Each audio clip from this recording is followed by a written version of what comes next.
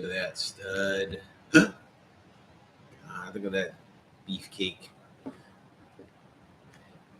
Woo! Look at that man, manly man. My Kool-Aid. Howdy, y'all. Howdy, all out there in the ether. This is Weird World War II. Brian, we got a couple minutes before we get started. Making sure everything's 5 by 5. Like the cool, like movies say, 5 by 5. There's some crazy neon glow behind me. It isn't my natural angelic glow. It's Mel's doing hydroponics.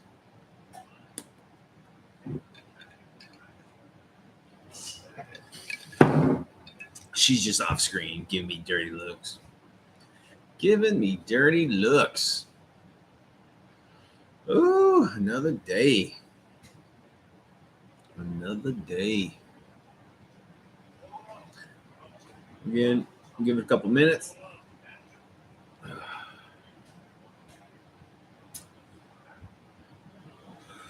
Okay, let's see what we got going on here.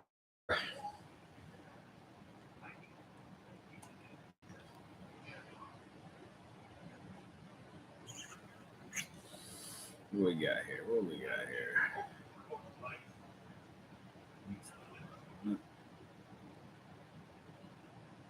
There we go.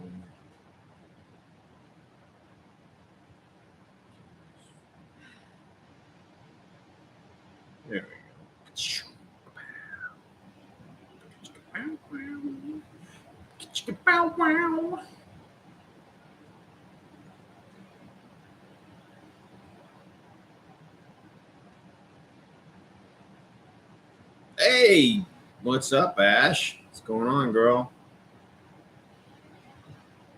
Just chilling, waiting for this show to kick off in less than a minute. Gamers with Coffee is on board. They have a cool show they got a cool podcast. Is that what it is? A podcast? A YouTube or Facebook channel and group? No, Facebook group. That's the word. Group. They do lots of stool stuff. Every Sunday they have like a live show where they rap about everything gaming and game culture.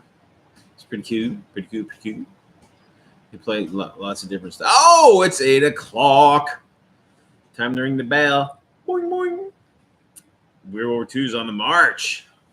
All right, guys. I am dragging today. I got this new job. And it's kicking my ass. Woo! That's good. It's good. And then plus, yeah, Mel's giving me shit. So I gotta man up. I gotta fucking man up. I'm like, you don't fucking hurt. I can barely move. That's great. No, I'm not gonna say that. If you want to tell them that, you gotta come over here and talk to the folks. All right, guys. So what's up, Greg? You can see, man. Tonight, we are going to talk about anti-aircraft artillery in your wargaming. Oh yeah, did you like Greg's cup? His Gamers with Coffee cup. Yeah, she still has it. I think I'm. Oh wait a minute. Didn't yours break? Mine broke, but we have. Yeah, you sent me one, and then hers broke. She used it so much. She was at work, and some fool bumped into it and broke it. But she's got the one that I have. I don't even drink coffee, so I gave it to her. I gave mine to her. So, yes, she drinks out of it all the time. I don't even drink coffee, so it was a push, I guess. Yes, it was cool. Some jerk broke it. Oh, man. So, anti-aircraft artillery. Now, wargaming with airplanes. This is my opinion. If you're wargaming, let's see. If you're wargaming anything 15 millimeter or higher, I think, hey, Sean, what's up, dude? I think that shit, I don't think aircraft should be present on the battlefield, to be honest with you. I think aircraft fly by so goddamn quick that you don't even need to represent them on the battlefield. They just do strafing run or a bombing run, and they're usually so damn high in the sky anyway that you're not even going to equate it, even if it's a 15 mil. I mean, unless you're playing helicopters. And even then, dude, I mean, like modern day helicopter, I know a lot of you guys play like Red Dawn or, the Flames of War shit. And they got Heinz and Apaches and Cobras and shit like that. And even then, dude, that's way too tight. That scale, unless there's a dedicated scenario where like a helicopter is like crashed or it's taking off, or like the field's getting overrun by the enemy or some shit. I don't see those fucking choppers being that close to the fighting. I mean, they're shooting missiles like a mile or two away, and they don't need to be that close unless they're doing a strafing run. I mean, I guess they jinxing and weaving, at the tanks or some shit. I guess that, but I mean, even I don't know. I don't like it. Shit. Everybody has a man pad or whatever they call them, stingers and gaskins and the rock eyes before the stingers. If you're doing the 80s and stuff, 70s, and being in an aircraft. Anyway, let's get back to the gaming part. So, I personally don't do aircraft at the scale that I play, and I play at 28 millimeter. Now, that not saying that there aren't aircraft in the game, and there are. I own one. Do what? You own an aircraft. Yeah, I got some aircraft. Most of the aircrafts I have are for battle, they're like decoration on the battle, like terrain. I'll do like an airfield or some shit or whatever. But hey, Eric, what's up, man? Good to see you, dude. Long time no see. Right on. Hope you're doing well up in the Great White North. But okay, so with aircraft are going to be around, playing from anywhere from World War I onward, obviously, and then even you can play sci-fi, or not sci-fi, but fantasy. You get like dragons, fucking flying, whatever the fight. So there's always some sort of air threat, right? There's always an air threat. So of course, whenever there's a threat, there's got to be a counter to that threat, and so that's where what we're talking about tonight is anti-aircraft artillery, and that can be in a lot of different guises. So since this is weird World War II, we'll jump into the World War II stuff. Now let's jump into the Americans. The Americans had several different platforms. They would carry, usually mounted on a half track, and they would carry like an autocannon and some 50s. My favorite, personally, is the fucking M16 MGMC, which is a quad 50s, man. That's a lot of lead, dude. But to be fair, the Germans had a fucking couple excellent ones. The one that's probably the most famous is the Whirlwind, which is quad 20 millimeter autocannons, and that's brutal. But a weird war aspect of that is they were developing a Panther, they call them flak wagons, that was going to mount a dual 50 millimeter autocannon, and then I think there was going to be Is it going to shoot chickens? Shoot chickens? What the hell? See, Mel just drops these bombs like she puts two words together and she's like, "Ooh, will they shoot chickens?" Love you, baby. But anyway, the whatever. But it's a paper Panzer. But it was a Panther that had like 47 millimeters. No, they had different models. There was quad. Shit, I don't remember. One model had, I think, quad 15 millimeters. Then another model had dual 37 millimeters. and then the other one was dual 50 millimeter autocannons on there. So anyway, so they're shooting, and so obviously anti-aircraft artillery in World War II is going to be saturation fire from high rate of fire weapons. So heavy machine guns, autocannons, that's about it. Then you can do like normal machine guns. Now, the infantry all had like, how to shoot these fuckers down, because aircraft were prevalent in World War II. So you got to have that anti. So in the game, these mobile platforms were needed as the troops with advance, and they needed those. They couldn't just. It was hard to set up anti-aircraft defense if you're in a mobile war. So they got to stick all that shit on there so it's mobile with the troops. But so that's where all that came into play. And with aircraft being so prevalent, they had to have these weapons to reduce the aircraft's effectiveness. Now, from what I've read, it wasn't common. I mean, it wasn't super common where these AA guns would shoot down shit.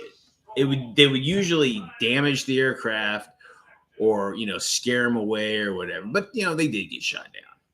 But most of these things were like deterrents, and they would clip an aircraft and damage it and whatever. So these weapons didn't necessarily destroy the fucking aircraft. They drove them away from the battlefield. And in your mechanics, whatever game you play, it should be hard to like actually down one of these fuckers. Because aircraft are going fast, hundreds of miles an hour. They're probably, if they're doing strafing runs, they're probably, relatively low. So there's not a lot of like lead time when, you're not sure where they're coming from. So these, and then, to really deploy the, effectively, they got to have like, they got to be high for these guys to have ample time to lay the sights and just let them have it. But but they're out there. You had Typhoons, you had the Thunderbolts, you had even the the Stukas, and you had every belligerent had dive bombers and close attack aircraft and whatnot. So you got lots of anti-aircraft on the field. But in the game that I play, I don't show the aircraft on the field. So I would suggest, coming up with your mechanic. I'm not sure how other games do it. I know that some games like want you to put the fucking airplane on the field or whatever the fuck. It just doesn't look right. It just is stupid. But so you would roll. So I would think you would roll to see the damn thing. First of all, aircraft are hard to see, and that's a big sky. And if you're moving about in a battlefield, you're worried about the horizontal as much as you're worried about the vertical. So, you're looking for the enemy coming out of trees, bushes and shit. And then you're also worried about the enemy sky high. So I think there needs to be some sort of like perception check or some sighting check or whatever it is. So you can actually, those crews can actually see, what's going on. And then aircraft, depending on their height level, if they're really fucking high in the sky, right? Probably not even going to see them ever. You'll probably just get hit by a bomb and like, there must be an airplane up there. The radars aren't really being used. They're around, but radar like depiction isn't coming down to like platoon level to help, guide, anti-aircraft, unless it's like in some sort of wired into some anti-aircraft like grid, like the big flak fields that the Germans had.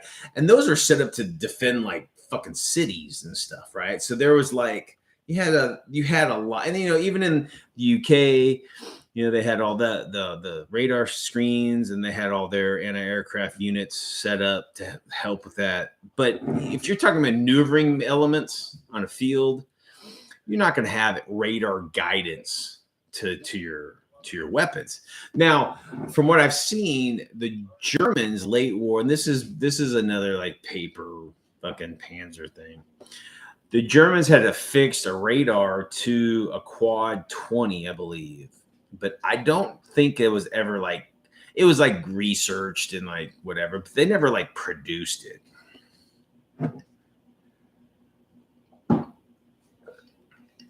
Yeah, so like when you're talking, so Eric was talking about, and it depends on what kind of aircraft you're on the field. Like if you got high altitude bombers, shit, you can't defend against that. In the scale that we're playing, but more than likely, in what you're playing in a skirmish level, or platoon level, even company level, you may not have any kind of saturation bombing. That's maybe divisional level. You might have like high altitude, like bomber formation, bombing a grid that the enemy's maneuvering through or whatever. But not usually in the levels that most wargaming, like miniature wargaming's at. But like if you want the high level altitude stuff, you need like big cannon, 88s and 128s and 75, I mean, whatever they got. So you need big cannons. They shoot slower, but the shrapnel is what really gets the aircraft, not the direct hit. It's usually shrapnel to render the aircraft jacked. Okay, so what we're talking about, there should be some sort of sighting for you to see the aircraft in the game, right? And I don't even necessarily talking about aircraft. It could be like it could not paratroop. Well, paratroopers are fucked. Those are slow moving targets, and those heavy guns, man, they can waste some descending infantry. So, you do not want to parachute on a table that has adequate anti-aircraft defense. And that's another thing. So, like, a lot of these games, they'll have like rules for paratroopers landing or whatever the fuck. And if there's a flak gun, like an anti-aircraft dedicated, like fast shooting gun on the field, I think that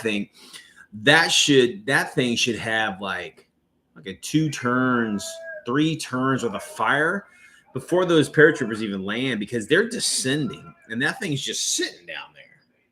And even though you start the battle where you're the intent is to have your forces all scattered over the field, dude, that if you let's say you're doing D-Day or some shit, and you got, or we'll say Market Garden, that's because it's during the day, and then this is what happened. You got the Poles jumping out right into fucking into the Netherlands or whatever, and fuck.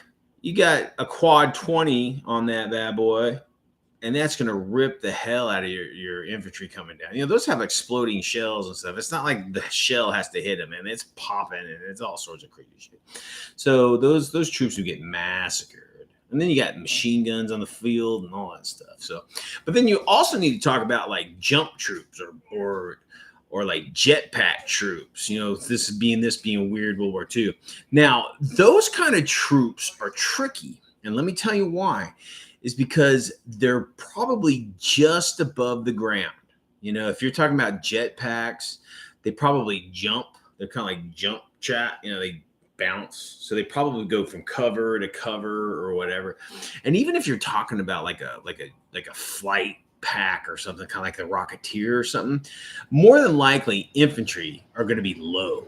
So if you're in a built up area, and for an anti-aircraft artillery crew to track something like that, they got to have like huge clear line of sight, and they got to be like looking in the direction, because if you got infantry that are just above the tree line, it's going to take them. I mean, those infantry are going to overtake that battery pretty quick, and they might be pointing in the other direction before they have a chance to swing over, before the infantry's on them. So I would think low flying, like infantry or monsters. You could have like critters, and, you got whatever, like your infantry are riding, like dragons or some shit. They would probably be pretty low because they're flying because they don't want to be high, because that's where all that artillery is going to be shooting at them, because they have a hell of a lot more sight up top. Sorry guys, I'm drinking like a fool. But yeah, so there needs to be some sort of sighting, and then there's to be like levels of like, I would say like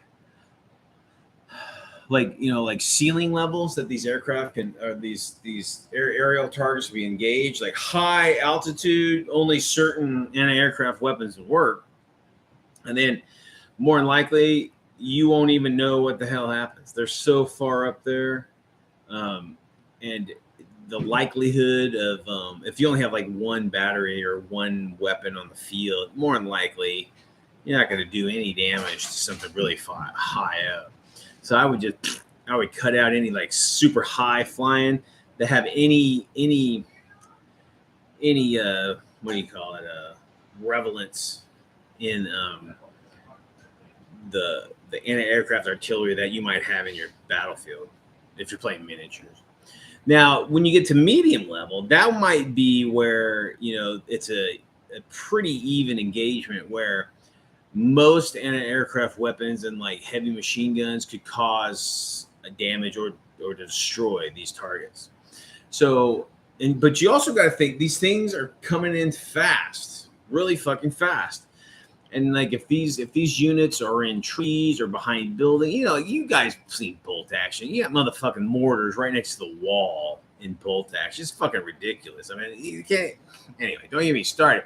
But if you play a realistic game, they're gonna have to be in the open to like get that clear line of fire to even see the medium targets.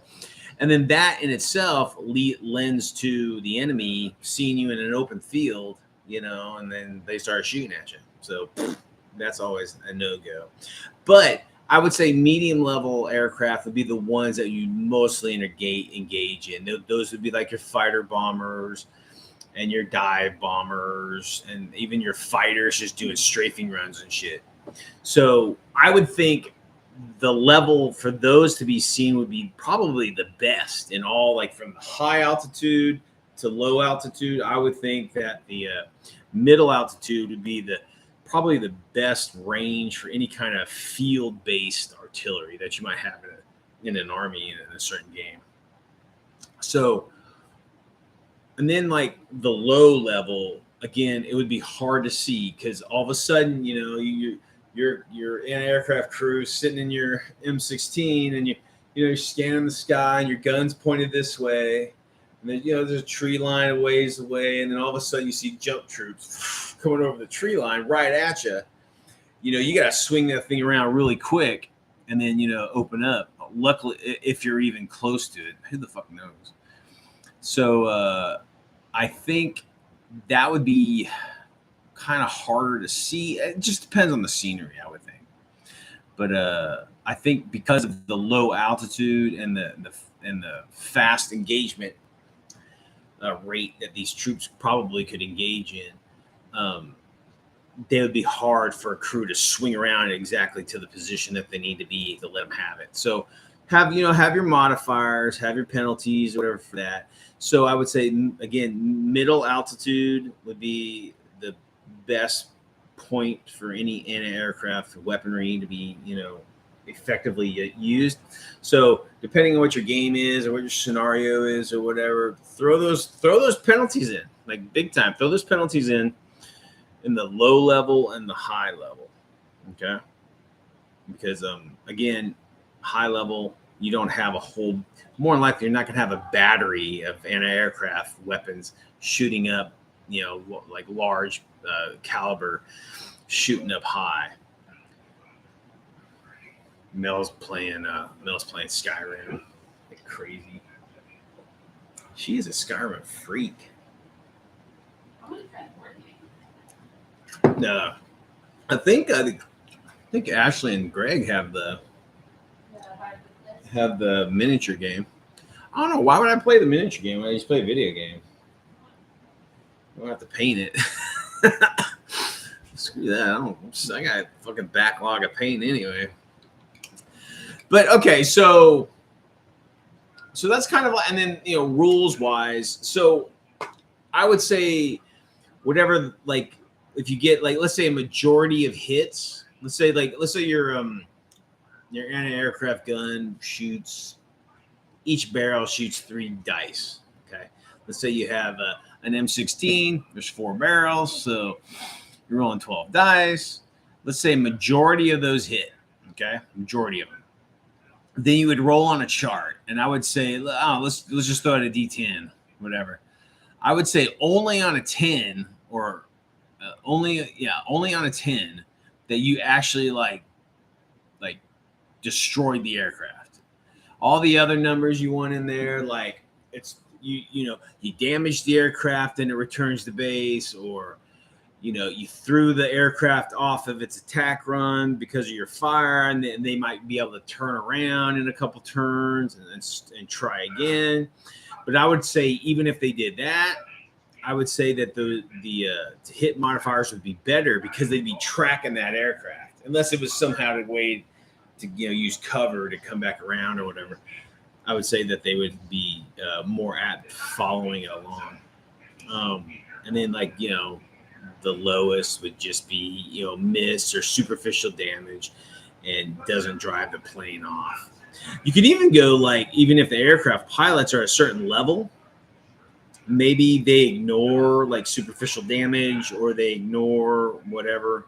Maybe it's a morale check from the incoming fire to keep them, if they're motivated and skilled at, dive bombing, maybe they'll stay on target. Stay on target. Stay on target. And you might be able to kick some ass. But if you're green or regular or something, maybe that's enough to just drive you off. You pull a wedge Antilles and say, ugh, I'm damaged. I got to leave. Sorry, guys. you all can die. But yeah, so and then that's for the aerial engagement and then let me think. Where do we want to go next? Let's talk about the types of anti-aircraft. Obviously, AA weapon or AAA weapon that you have. The most effective, obviously, for the level of gameplay that most miniature wargaming is at, would be fast shooting weapons. Autocannons, machine guns, shit or hell, you can even have rockets, mass rockets attack, shooting up at the target. So the Germans developed the Luftwaffe, which is a 6 or was it a 6? It was a 9, maybe 9 barrel anti-aircraft weapon that shot all these rockets out at the same time, right? And they had proximity fuses in them, and they would blow up whatever. They were deployed during the last months of the war, but they're used for ground targets more than the air. But anyway, so that's something mass rockets shooting up in the air and detonating. The Germans were also developing dedicated some of the first SAM surface to air missiles. So that would be a great weird war. But again, a SAM, the ones that the Germans were developing, they would be massive. They're massive.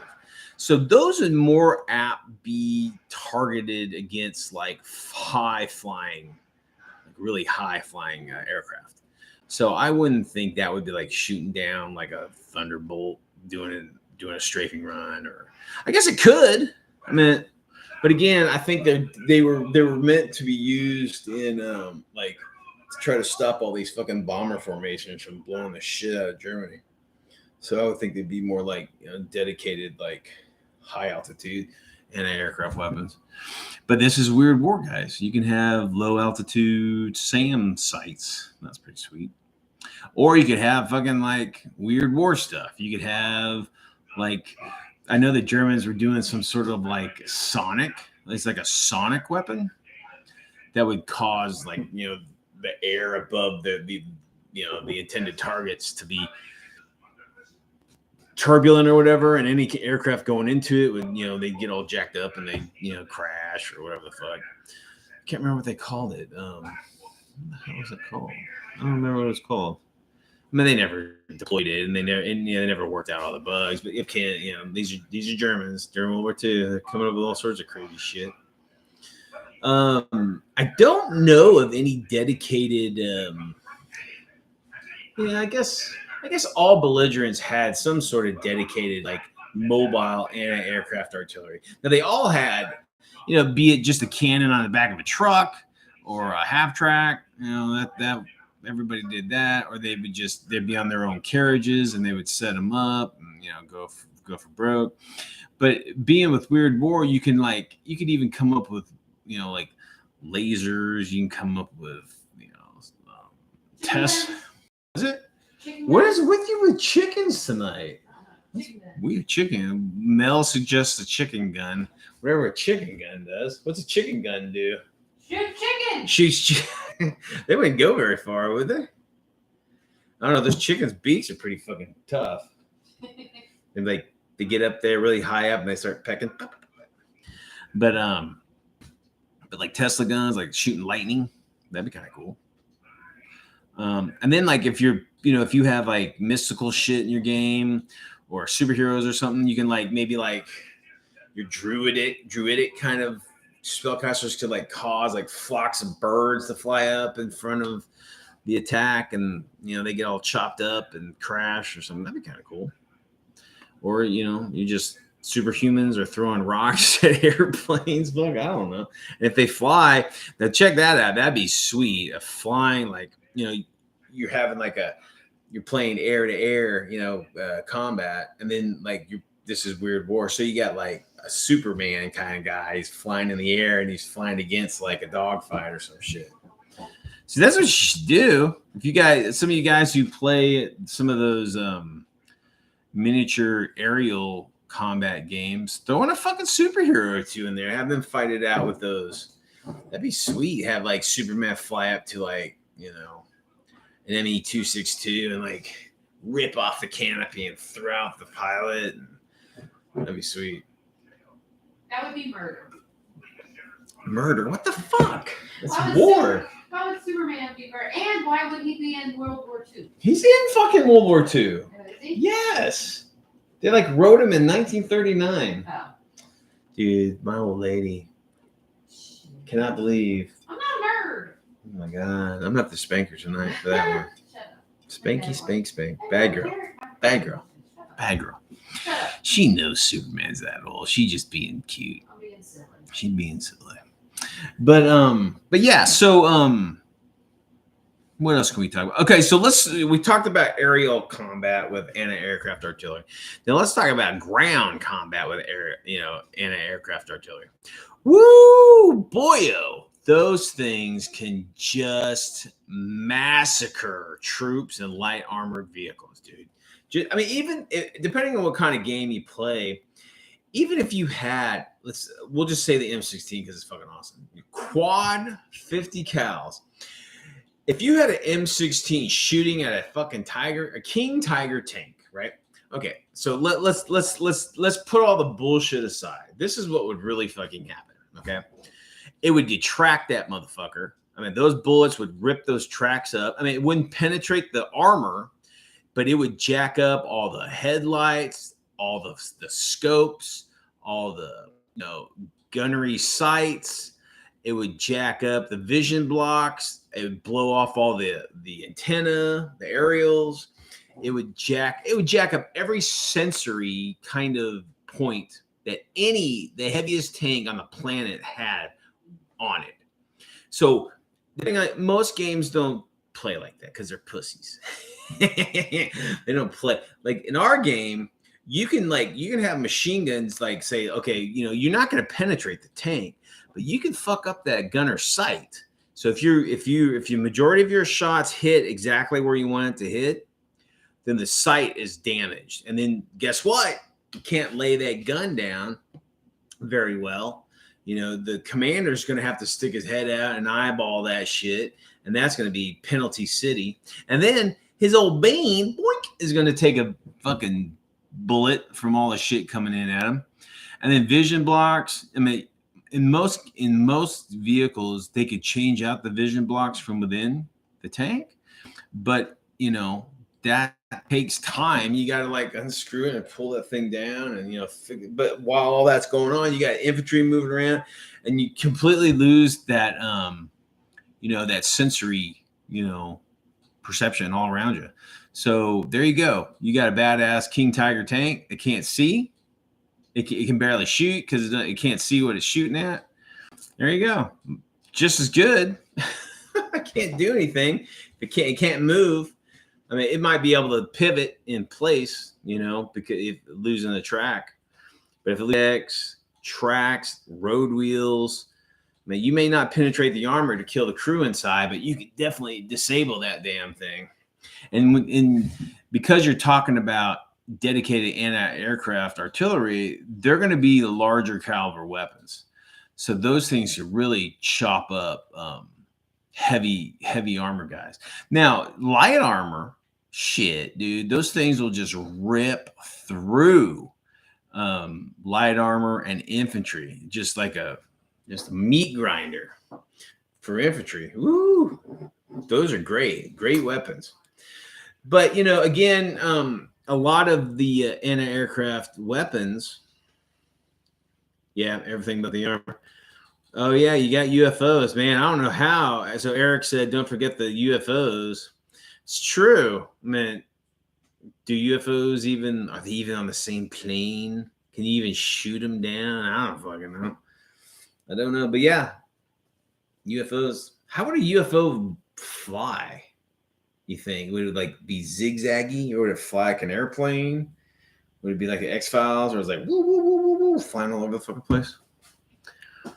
Just hover like a balloon. Hover like a balloon.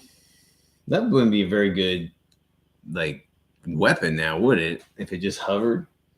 Well, I mean, it looked cool and it shit. Reflective, and it would reflect the sky and the ground, so you. It'd be like to be invisible or something, like stealth tech or something. Hey Ryan, what's up, buddy? Yeah. So okay. So we're talking about quad 50 on a half track, and that's the thing. It's like most anti-aircraft artillery are going to be open top because they need a big crew because they're feeding these fucking guns. Those guns are hungry beasts. You feed them tons of shit, tons of weapons, tons of ammo. So they have that elbow room to fit all these shit in there. So what that does is that limits, it makes them fragile. They're susceptible to ground fire and artillery bursts and all that stuff. So and it's really fucking rare if you have a fully enclosed anti-aircraft system back in World War II. I know that the Brits, the Commonwealth had the Crusader, weird war. The Germans would have the Coelian or the Flak Panther, and then they'd have with the East Wind. That didn't. What was that? No, that's the East Wind. The East Wind was fucking, I don't remember. The Germans had a couple of flak wagons. They had the Whirlwind, which is on a Panzer IV, and then they had another. I think it's the West. Fuck, I don't remember. One would just have a 37 millimeter, a mobile wagon. I think had a single 37 millimeter on top of it. Anyway, but again, it's open top, right? So you got a sniper going pink. Pink, just picking off the crew. So they're real fucking fragile, but they have the firepower. And then that's another thing, depending on what kind of games you play, we always have a ammo counter on our weapons. And after so many jams, it just assumes that it doesn't mean the weapon's jamming per se. It can mean that, but if you get so many jams and it's higher than what the ammo rating of the weapon is, it's out of ammo. Or the barrels are warped or whatever the fuck, and that weapon is inert until they either replace the barrels or they spend some kind of action on it to fix it or ready it or whatever. So you can have that kind of stuff, but anti-aircraft artillery against ground targets are brutal. But again, they are weak in themselves, so there you go. It's that duality. But yeah.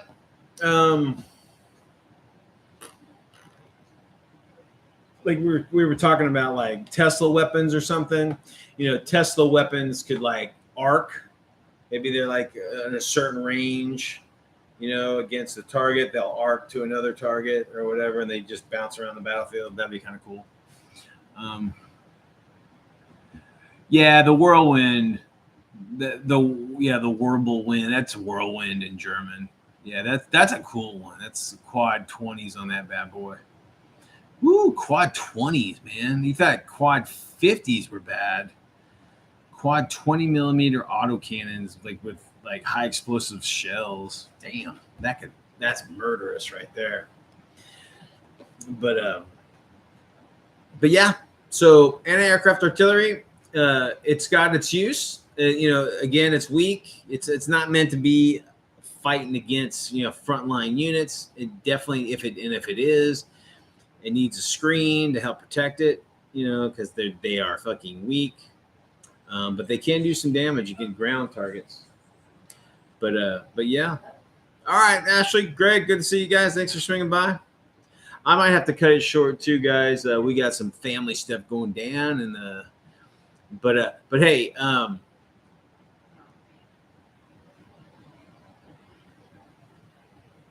that's true. I mean, but you know, this is weird war lightning though. but no, we have rules where if vehicles are specifically like designed to have like some sort of like grounding or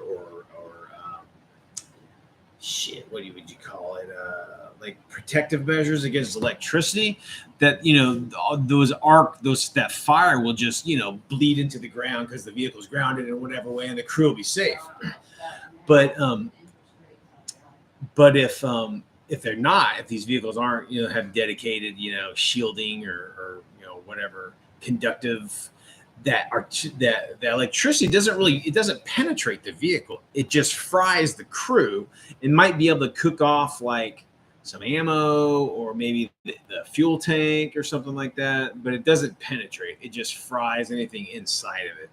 That's how, again, you know, anti-aircraft weapons don't necessarily have to destroy the target to make them to foul up their attack plan, send them packing home, you know. So that's enough just to get your aircraft out of the area. That'll be enough. But you know, so I'll give you guys a couple minutes. If you guys want to ask me questions or make any comments, we'll do that. But after that, I'm probably going to cut it short tonight, guys. It's been kind of a crazy night. I hope that was interesting. Maybe give you guys some ideas on how to deploy an aircraft in your games and how to use it and how to like use aircraft in your games. You know, not, you know, they're off table, guys. In my opinion, they should be off table unless they're crashing into the ground or if they're like, you know, terrain or something like that. But yeah. All right, folks. Well, hey, listen, again, I want to thank everybody that came by. Ryan, Eric, man, it's good to see you, man. You need to make yourself known more often, dude. We miss hanging out with you. And Sean and the crew over at Gamers with Coffee. You guys go check them out. They're pretty cool folk. All right. All right, guys. Well, I'm gonna leave it at that. Again, thanks for swinging by. Hope you gleaned a little info on some AA and some ideas on how to use them and whatnot. So, all right, guys. Whatever you do, this crazy mixed up world, keep it weird, okay? And don't play with aircraft on your table. That's weird. They're way too high up there for that. All right, guys. Take it easy.